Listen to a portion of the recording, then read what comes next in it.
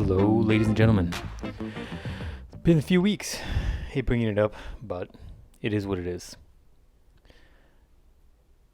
While being extremely busy the last few weeks, there's been like an itch, right? There's an itch where you get something kind of stuck in your brain and you can't get out of it. And I didn't know how to relay that in a way where it would come off as a lesson or as an example or as something that would be beneficial for the podcast. But ultimately, because this is just something that is in my brain, let's just get it out and see what we can do with it. It's almost like a reverse writer's block, but I digress. One of the memories that randomly popped in my head a few weeks ago was this memory from my youth when I would have had to have been maybe 12 years old. And I remember the bus stop would drop us off and I'd have to walk about a block or two to get to my home, right? And in that time, there was oftentimes some people I knew from school would walk with me because they lived nearby. And that day was the day where this kid I knew, wouldn't even call him a friend at this point. It was just more of an acquaintance. We knew each other from classes, whatever. Lived in the neighborhood. Not close, but somewhat close. And his name was Josh. And Josh and I were walking from the bus stop to I was walking towards my house and he would kind of go from there to his place. And keep in mind, I allude to this quite often on this podcast, and I allude to it probably more often than I should, but there's a very stark difference between who I have become and who I was as a child. Probably almost polar opposites in a way. And I remember, so to get back on topic, I remember walking from the bus stop over to over my place, and Josh was walking with me over to my place, and then you kind of go from there. And I remember there was a point where he was talking and he was saying something, he was talking smack, you know how boys do. And I remember he kind of was giving me shit. And at that point in my life, like I had been, for lack of a better word, almost like coddled. And it wasn't used to that type of energy from other males. And I remember he was just giving me shit. And sometimes, especially males in that age, they're testing themselves. And I don't even want to say that age because I think it's something the males do throughout time, right? But especially in those ages, those younger ages, you're testing the boundaries. You're testing to see what you can or cannot get away with. And I remember he was kind of teasing me and making fun of me. And I remember playfully, in a way, by the way, he kind of like pushed me. But we were still walking. It wasn't like he stopped and pushed me. Like we were walking and it was kind of making fun of me and he kind of pushed me. And I didn't think anything of it at that age in my life and who I was then. I wasn't very confrontational. I wasn't very courageous, I guess. I didn't have a lot of confidence in my own abilities. And I didn't have a lot of confidence in who I was. And I remember feeling like, oh, I just need to like ignore this, right? I remember feeling that I needed to just squash it. I didn't want to be confrontational. I didn't want to get into a fight with a kid that, you know, back then probably would have whooped my ass. And I vaguely remember that.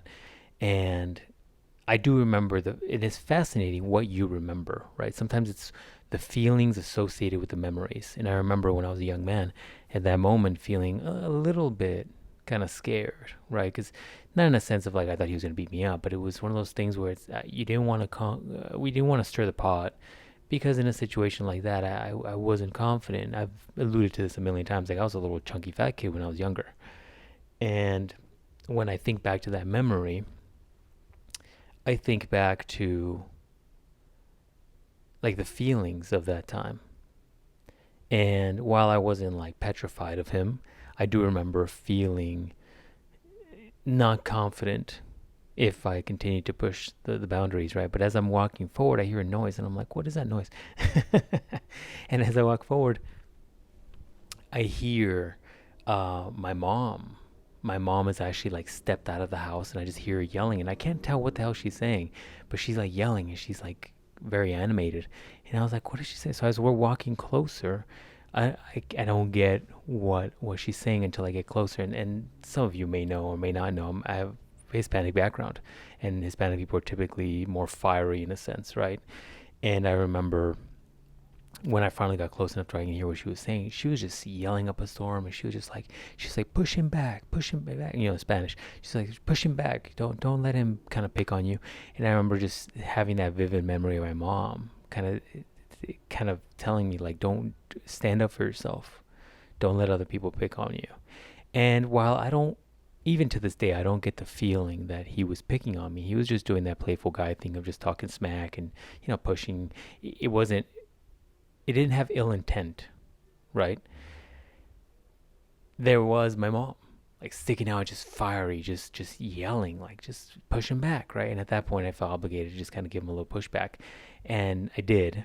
And he was just kind of like, he's like, what is she saying? And and I just dismissed it because I didn't want to get into it, right? But afterwards, I had to like explain to my mom that it wasn't a big deal. But my mom was not happy about that moment.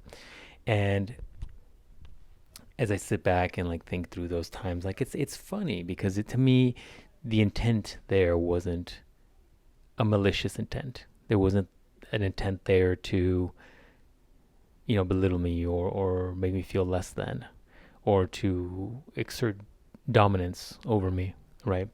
But I find it funny that um, that memory kind of stuck with me, and it's been on the back of my mind now.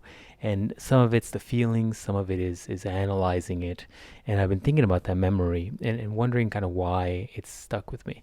And I don't know why, to be honest with you. I haven't figured that one out myself, but it's interesting sometimes going back and analyzing and reviewing things, for many reasons. One, to remind yourself of who you were in different phases of your life, and to really ask those deep questions of what changes would you make if you were there again.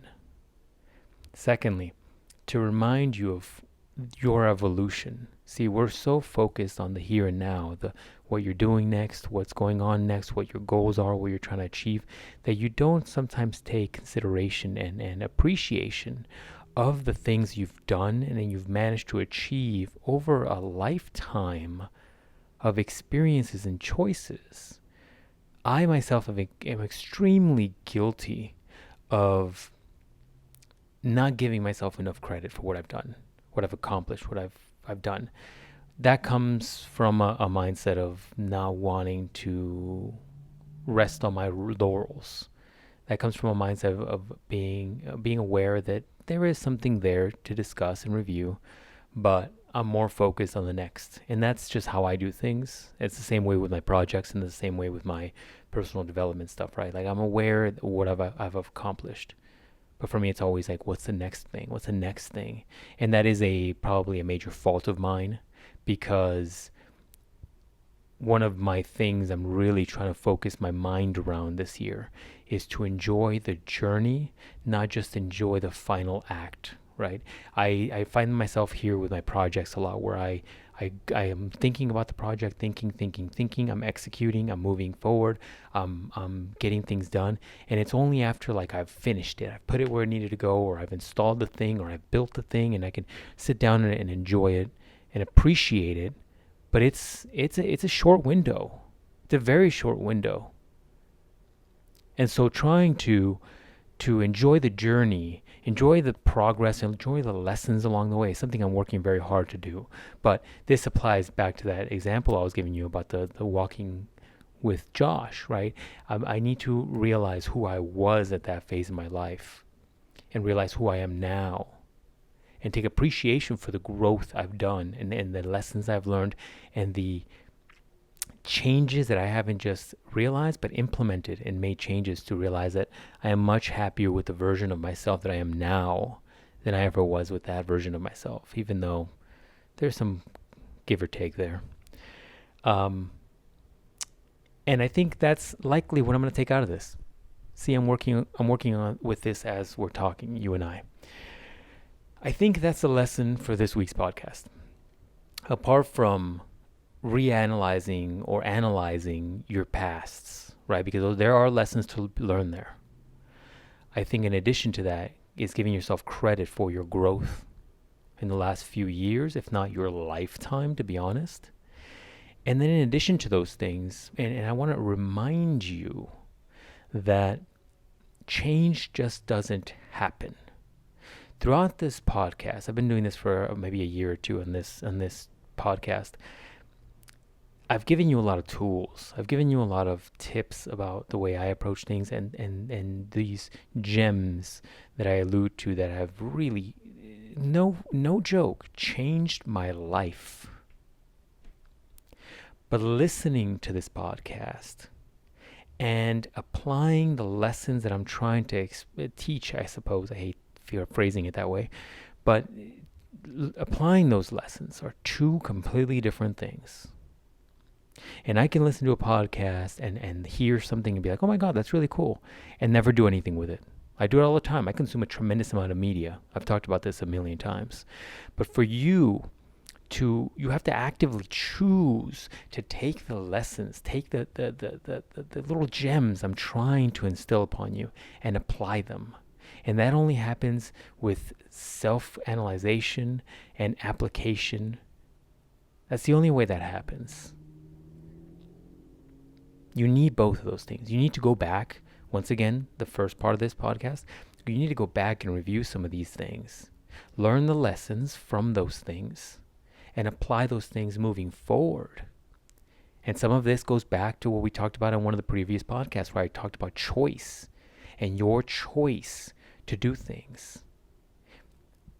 If you know it's not right to belittle people and make them feel bad, right? To use a similar example from this podcast.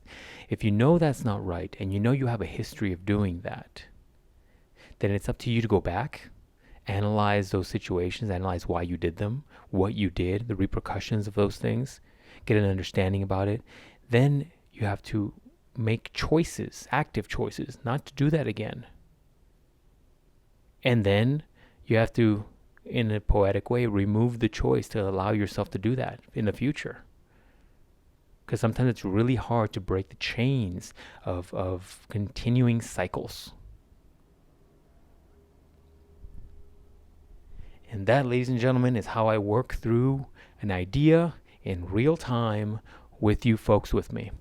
I still believe that this is a very important idea for you to consider. And I urge you to consider these things, because that is doing all of these things I just described is the only way I go from being that kid who got pushed to being who I am now.